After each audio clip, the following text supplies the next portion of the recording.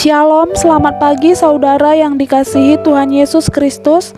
Renungan pagi Rabu 12 Oktober 2022. Tema, siap dibentuk menjadi dewasa rohani di dalam Tuhan. Pada pagi hari ini dapat kita belajar dan merenungkan firman Tuhan yang terambil dalam 1 Korintus 14 ayat 20. Saudara-saudara, janganlah sama seperti anak-anak dalam kejahatan, tetapi orang dewasa dalam pemikiran. Di dalam ayat ini kita bisa belajar bahwa ketika kita lahir baru, kita masih dikatakan sebagai bayi rohani.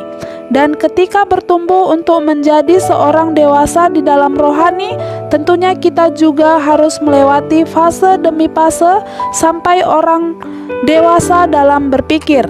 Karena itu, tentunya kita akan melewati banyak sekali proses yang Tuhan izinkan dalam kehidupan kita, agar kita itu berpikir dewasa di dalam Tuhan.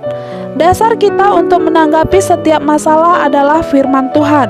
Oleh karena itu, rajin-rajinlah kita membaca firman dan merenungkan bagaimana solusi yang Tuhan berikan kepada kita ketika kita di dalam ujian, ketika kita mengalami suatu tantangan. Bagi orang percaya tidak ada masalah, yang ada adalah tantangan. Masalah itu bukan sesuatu yang sangat sulit bagi kita, karena masalah itu kita jadikan sebagai tantangan. Jadi baik, untuk bertumbuh menjadi dewasa tentunya ada beberapa hal yang dapat saya bagikan kepada kita semua pada pagi hari ini. Bahwa yang pertama kita belajar hal-hal yang bersifat dewasa. Apa itu hal-hal yang bersifat dewasa dalam rohani?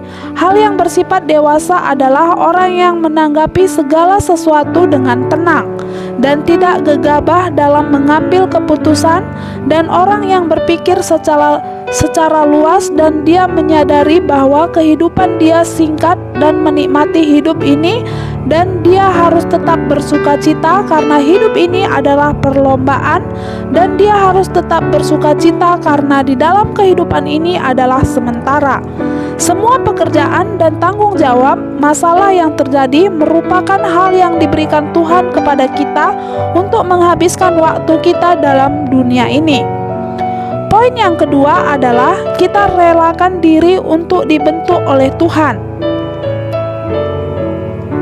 Karena kehidupan kita adalah penuh dengan masa lalu, oleh karena itu kita harus belajar firman supaya kita mengerat apa yang menjadi kehidupan lama kita, karena belajar menjadi orang sabar itu tidak gampang.